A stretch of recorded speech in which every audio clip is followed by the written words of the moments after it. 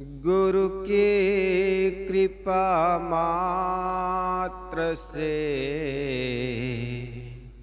नाशत विघ्न अनंत। ताते सर्वानंद है, ध्यावत है सब संत। गुरु भक्ति कर देत है, सकल पाप को नाश। जैसे चिनगी आग की पड़ी पुरानी घास। या दुनिया दो रोज की मत कर या सोहे। गुरु चरणन चित लाइए जो पूर्ण सुख दे। सदा न कोयल बोलती, सदा न खिलते फूल। यह अवसर तभी बने, समय होत अनुकूल। आइए कबीर दर्शन के अंतर्गत एक प्रसंग है, साधु होना चाहिए। कबीर साहब जी की एक साखी है, उसी पर साधु होना चाहिए पक्का होए के खेल। कच्चा सरसों पेर के खरे भया ना तेल। ये लाइट जला जगदीश।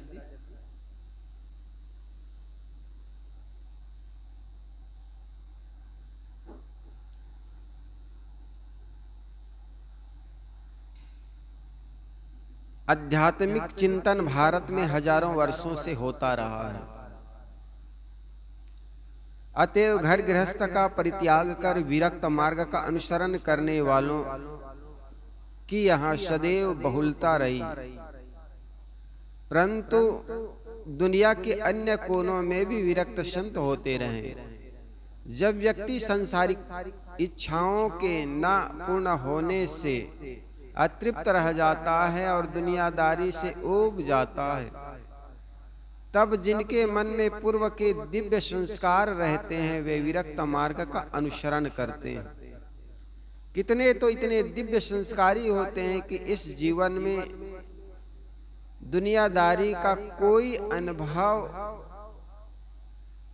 होने के पहले ही वैराग्य मार्ग में आ जाते हैं। जब साधक के चित्त में होता है कि मैं कौन हूँ, जगत क्या है, मेरा दुख निवृत्त कैसे हो, परम शांति की उपलब्धि कैसे हो, तब वह व्याकुल होकर आध्यात्मिक गुरु के खोज करता है और उसे पाकर वह यथार्थ बोध प्राप्त करता है और वैराग्य मार्ग में आगे बढ़ता है। जीवन में यूं कहा जाता है, जब जागे तभी सवेरा। बड़े शुभ संस्कारी होते हैं वे लोग जो बचपना में जाग जाया करते हैं, जिन्होंने संसार का कोई अनुभव नहीं किया, संसार के मार्ग में जरा भी चला नहीं, लेकिन 18 से 28 के बीच संसारिकता में प्रवेश करने के पहले अल्हड़ जीवन होता है। और ऐसे समय में संसारिकता से मन उपराम हो जाए, क्योंकि जान ही रहा है, देख लेता है, वो देखने के पहले ही देख लेता है। जीवन में वो दुख आए उसके पहले देख लेता है, आसपास के लोगों को रोज देख रहा है।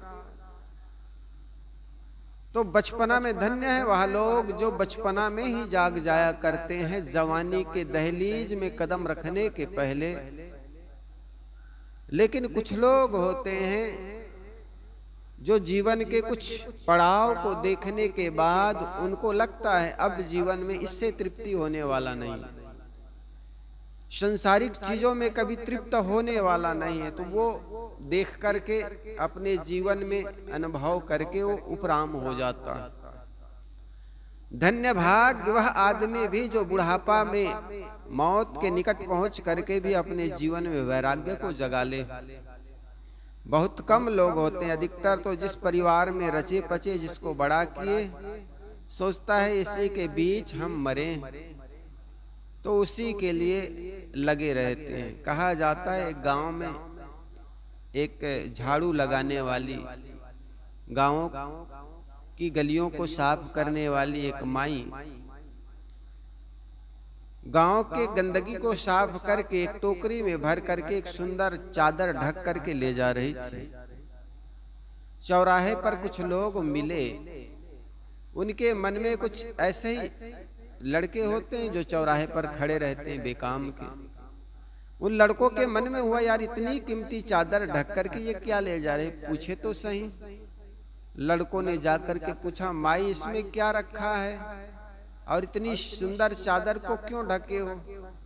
वो माई कहने लगी कि ये गांव की गंदगी है और ये चादर मुझे मिल गई थी इसलिए ऊपर से ढक दी हूं।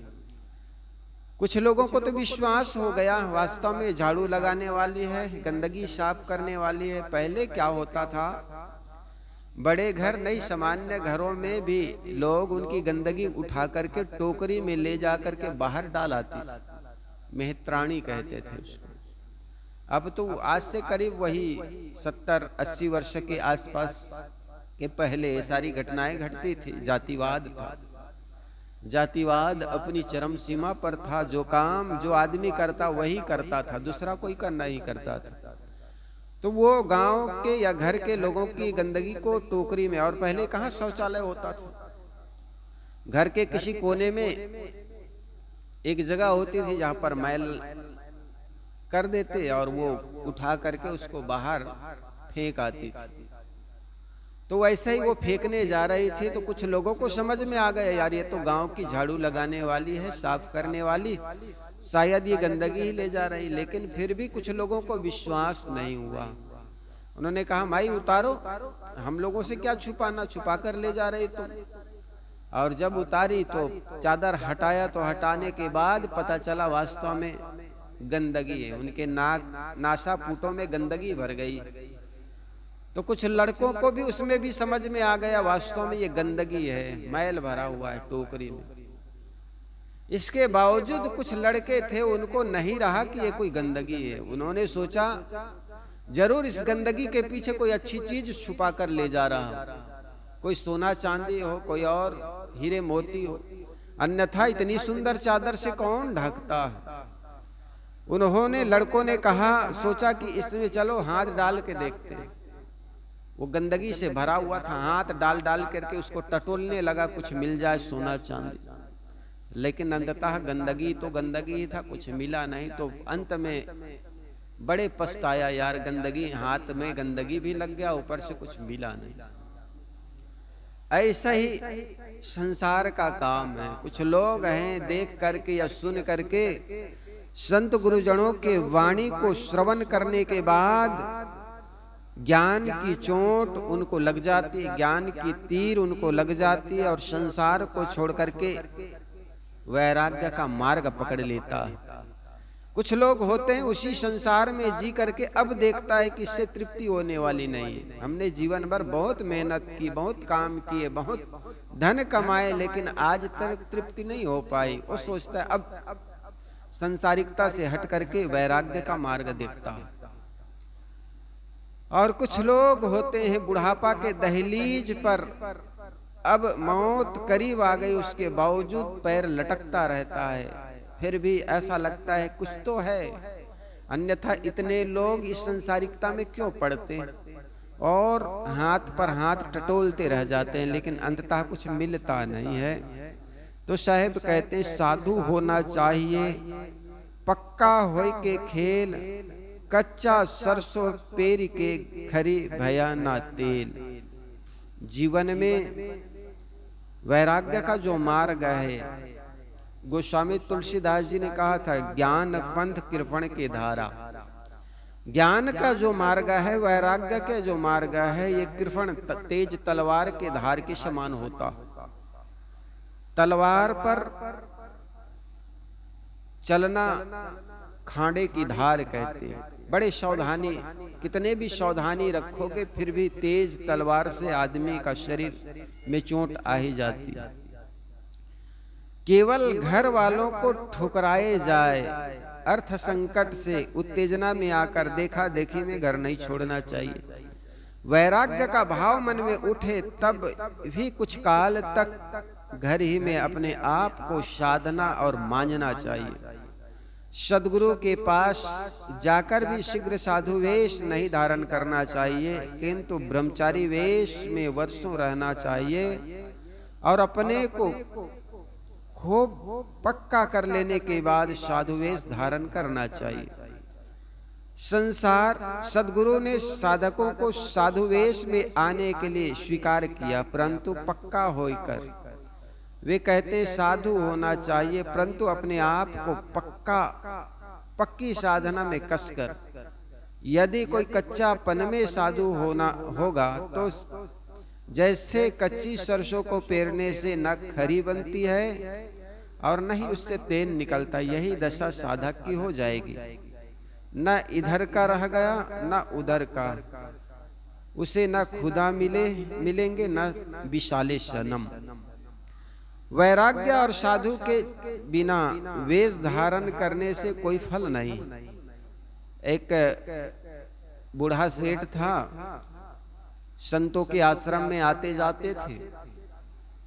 तो संतों के आश्रम में आते जाते थे तो संत लोग बड़े सेठ है करके कभी हलवा बना देते, कभी पूड़ी पकवान निकाल देते, कभी पराठा बनाते।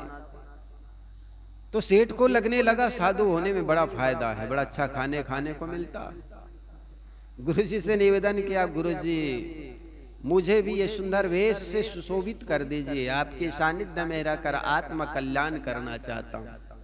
गुरुजी ने समझाया, यार तुम्हारे लड़के बच्चे हैं, डॉक्टर हैं, मास्टर हैं, बड़े अच्छे हैं, तुम घर में रहो और वैसा ही जियो। वो माना नहीं, पिनक में आकर शनक में आकर गुरुजी से निवेदन किया और आश्रम में चला आया। आश्रम में आए तो कब तक हलवा पूड़ी बने, 2-4 दिन तो स्वागत सत्कार होता है। तो हलवा पूड़ी खूब 2-3 दिन खिलाए, उसके बाद साधारण सूखी रोटी और सब्जी, कभी दाल बन गई तो बन गई, कि नहीं तो सब्जी और रोटी। वो 1 महीना होते होते उनको ऐसा लगने लगा मेरा शरीर अब घट रहा है, पतला हो रहा हूं, क्योंकि रूखा सूखा खाना पड़ रहा। एक दिन गुरुजी पहले समय में तालाब में स्नान करते थे या हैंडपंप होते थे, जलाशय किसी प्रकार के नदी में जाकर स्नान करते थे। तो तालाब में गुरुजी और वो सेठ जो साधु अभी बना है, दोनों स्नान करने गए हुए थे। तो गुरुजी स्नान करके तट पर खड़े हो गए। अब चेला राम स्नान करने गया तो ऐसा लगा कि मेरा शरीर बड़ा दुबला पतला हो गया। तो एक हाथ ले करके दूसरे हाथ को ऐसे नाप रहा था, देखो कितना पतला हो गया। गुरुजी मुस्कुराते हुए कहा, रामदास तुम पतले हो गए हो ना? हाँ गुरुजी मैं पतला हो गया। उनके आंखों में आंसू बहने लगे। गुरुजी मैं बहुत पतला हो गया, घर की याद आने लगी। चूंकि बिंदनी बहू सुबह सुबह गर्म पानी कर देती और बाथरूम से निकलने के पहले पकोड़ी छान करके टेबल में रख देती थी। वो सारी बातें याद आने लगी उनको, तो रोने लगा। गुरुजी क्या बताऊं, अब घर जा भी नहीं सकता है, 4-5 महीना हो गए आपके सानिध्य, लोग बड़े हंसेंगे, तो अब करूं कैसे? तो गुरुजी भी बड़े युक्तिवान थे, बुद्धिमान थे, अनुभवी था। आखिर सदगुरु ज्ञान दिमाग ही ना हो, सदगुरु कैसे? बड़े दिमागदार था। उन्होंने कहा बेटा ऐसे कर, तुम एक दिन बीमार पड़ जाओ जानबूझ के, ऐसा नहीं कि सच में बीमार पड़ जाओ, ऐसे बीमार पड़ जाओ, फिर मैं घर वाले को फोन करूंगा, घर वाले आएंगे, तुम एकदम बीमार पड़ जाना, मालूम है एकदम 2-4 दिन का एक बेहोश जैसे हो जाना। फिर मैं कहूंगा, जब गुरुजी ने उसको कान में कुछ कहा ऐसे करना, तो वैसा ही किया, बीमार हो गए। और बीमार ऐसा हुआ मालूम होता 2-4 दिन से एकदम बेहोश। गुरुजी ने उनके लड़कों को फोन किया, एक डॉक्टर था, एक मास्टर था और कोई और था कुछ, अपनी पूरी गाड़ी में भर के आए। उनकी बिंदनियां भी आई, बहुएं भी आई कि चलो पिताजी को देखते हैं, बहुत बीमार पड़ गए कहते। जैसे आया डॉक्टर और मास्टर तो उन्होंने देखा रे पिताजी बहुत बीमार है, एकदम गंभीर। डॉक्टरों को बुलाए और डॉक्टरों को बुलाने के बाद थोड़ा बहुत होश आया तो कहे, लड़कों ने कहा पिताजी अब आपको घर चलना चाहिए, बहुत बीमार हो। तो वो बड़े डिंग हाँक रहे हैं, नहीं नहीं बेटा, मेरा तो शरीर गुरुजी के ही चरण शरण में ही छूटेगा, मैं घर कभी नहीं जाऊंगा, मेरा शरीर तो इसी आश्रम में छूटेगा। तो गुरुजी को निवेदन किया उनके लड़कों ने कि गुरुजी आप कुछ इसको समझाइए, अब बूढ़े हो गए, यहाँ कौन सेवा करेगा। गुरुजी ने रामदास के पास गए, कहे मुझे गुरु मानते हो ना? हाँ गुरुजी, आप मेरे गुरुजी। तो मेरा कहना मानो, लड़के लोग कहते हैं घर में चलो, तो घर में जाओ, वहां साधना करना।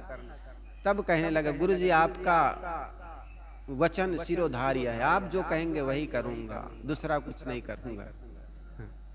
अब उसमें गुरुजी की, अब वो चेला राम का इज्जत भी बच गया, और गांव में जाकर पूछे तो गुरुजी ने भेजा तब आया, मैं तो आना ही नहीं चाहता था। तो इस प्रकार से काम नहीं बनता है, पक्का होए के खेल। साहब कहते हैं कच्चा सरसों पेरी के खरी भया ना तेल। जीवन में कोई भी काम, कई बार आदमी अंदर से डगमगाता है, क्या करूं, संसारिकता देखता है तो बड़ी गहरी खाए, ऊपर पर्दा तर की सुंदरी रहे थका से दूर। साहब कहते ना, नीचे देखता है बड़े खाई है, संसारिकता की बड़े थपेड़े, ऊपर चढ़ने की हिम्मत नहीं क्योंकि बड़े पहाड़ है, वैराग्य का मार्ग है। तो बीच में ही द्वंद्वग्रस्तित रहता है, सोच नहीं पाता है। किसी भी क्षेत्र में हम काम करें, मन में पहले दृढ़ संकल्प हो, ये काम हम कर गुजरेंगे। सफलता असफलता मिलती है, कितने बड़े बड़े लोग हुए, क्या उनको असफलता नहीं मिली? जो कहे हमसे गलतियां नहीं हुई, समझना उसने जीवन में कोई नया काम नहीं किया। अब्दुल कलाम के लिए कहा जाता है, दक्षिण भारत के रामेश्वरम में वे पैदा हुए, अखबार बेच करके अपनी शिक्षा के पैसे पैदा करते हुए। जब वो लड़ाई विमान का पायलट बनना चाहते थे, राफेल विमान का, तो उनके पास पैसा नहीं था। रामेश्वरम से देहरादून आना था ट्रेन में बैठकर, तो उनके पास पैसा नहीं था। उनकी बात सुनकर उनकी बड़ी बहन ने उनको पैसा दी और कहे भाई ये कंगन था उसको बेच दो, और जो पैसा मिल जाए उससे तुम पायलट का परीक्षा दिला देना, पास हो जाओगे, नौकरी लग जाएगी, पैसे वापस कर ही देना। बात उनको भी जची।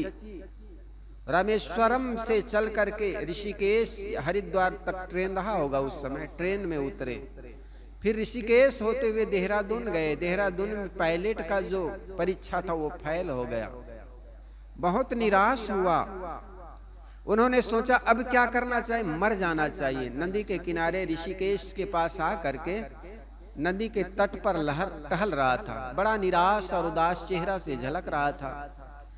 शिवानंद स्वामी जी जो थे, एक संत थे बड़े अच्छे, भारत के, विदेश में बड़ा नाम कमाए।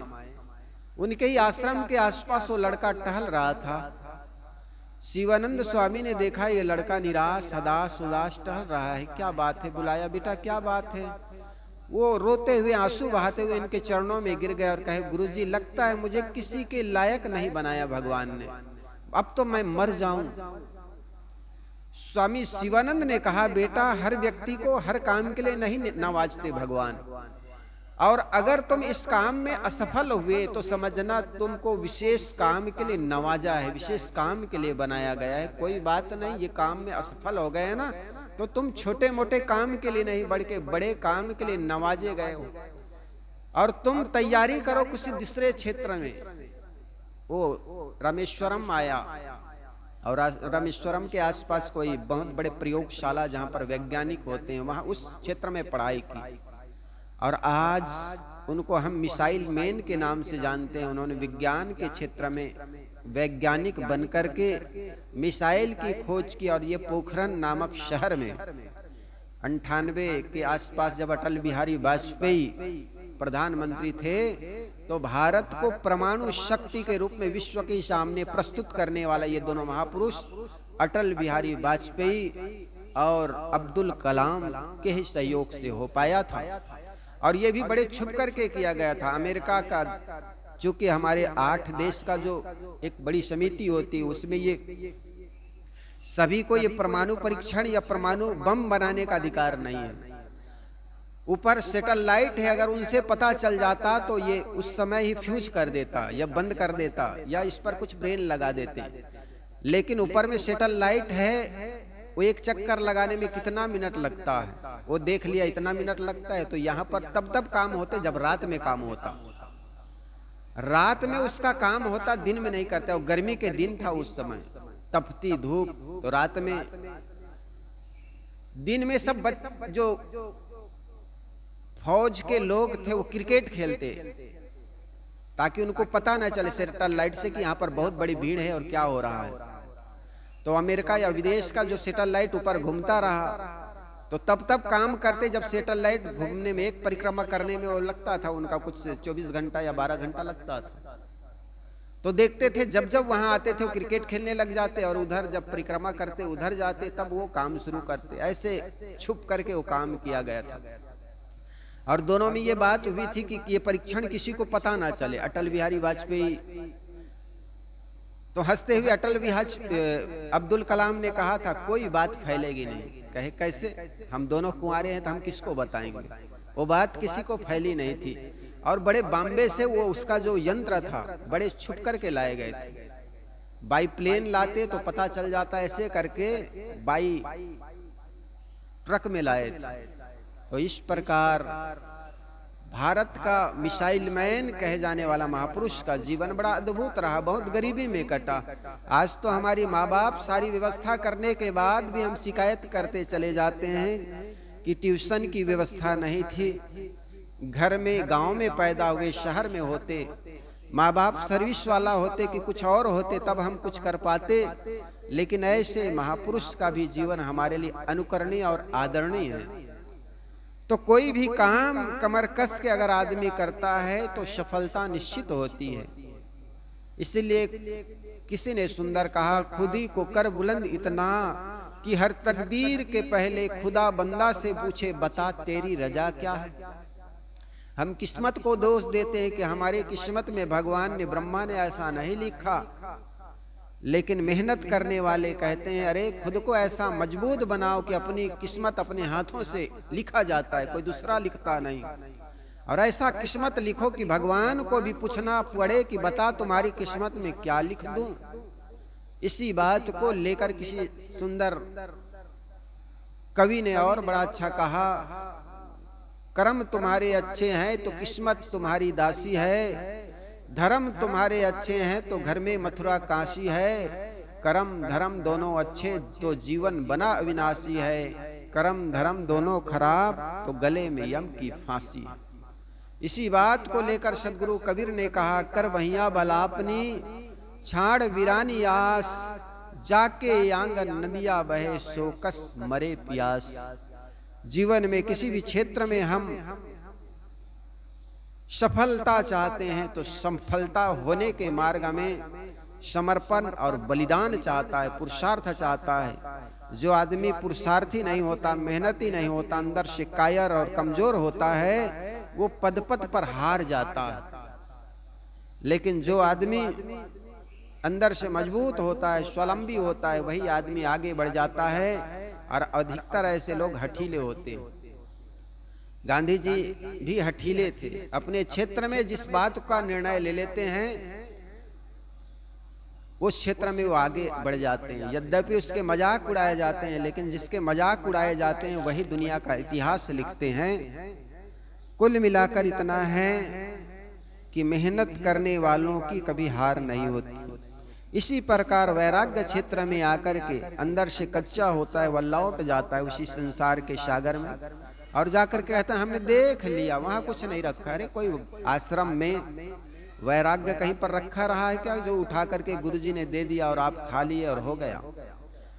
वैराग्य की भट्ठी में अपने जीवन को तपाना पड़ता है, अपने से वैराग्य पैदा करना पड़ता है। कोई चीज नहीं कि गुरुजी आपको ला कर दे दे और 4 दिन देखे, 5वें दिन घर पहुंच गए, कहे देख लिए आश्रम में कुछ होता नहीं।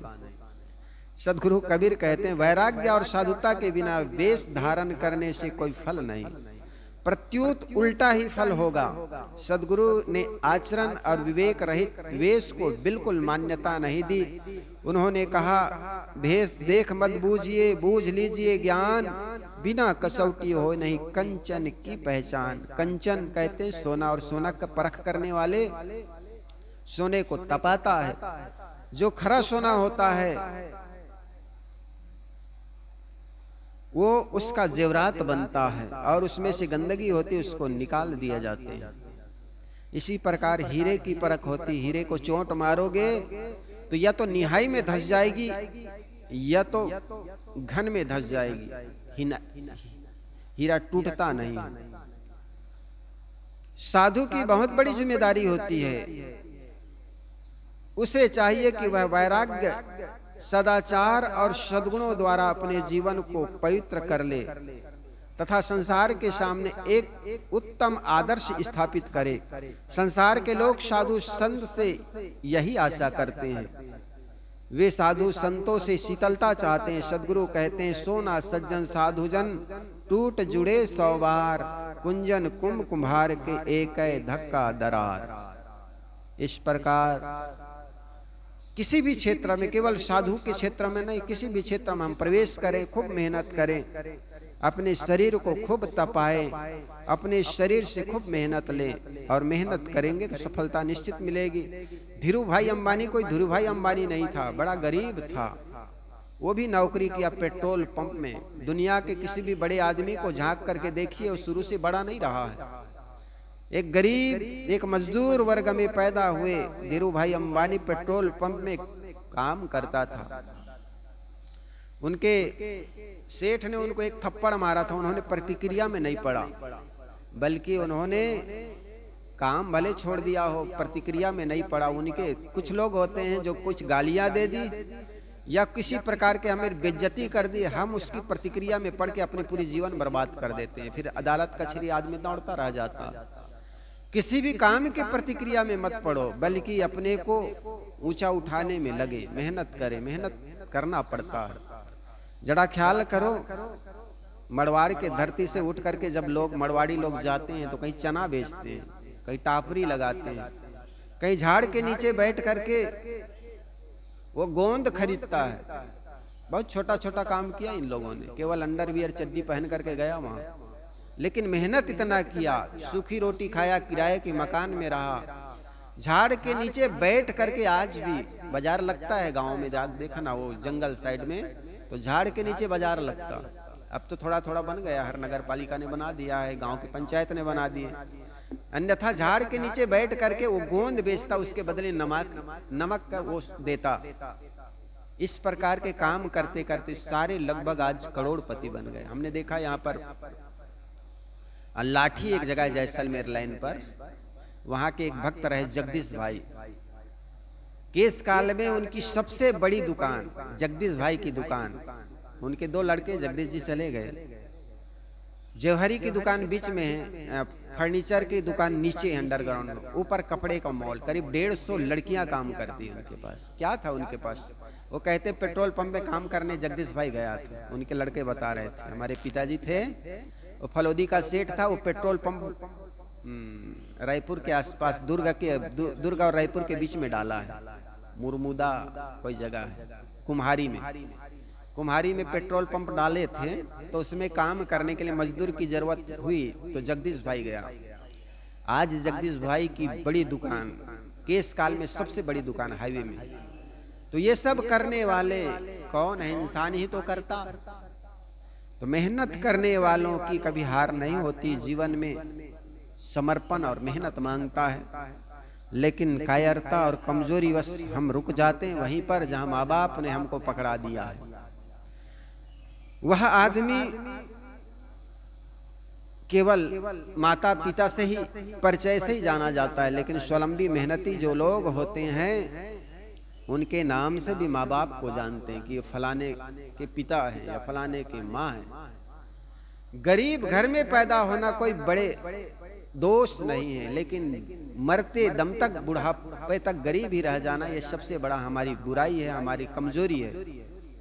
माँ बाप के घर में जैसा हमने, हमारा प्रारब्ध रहा, ऐसे माता पिता मिले।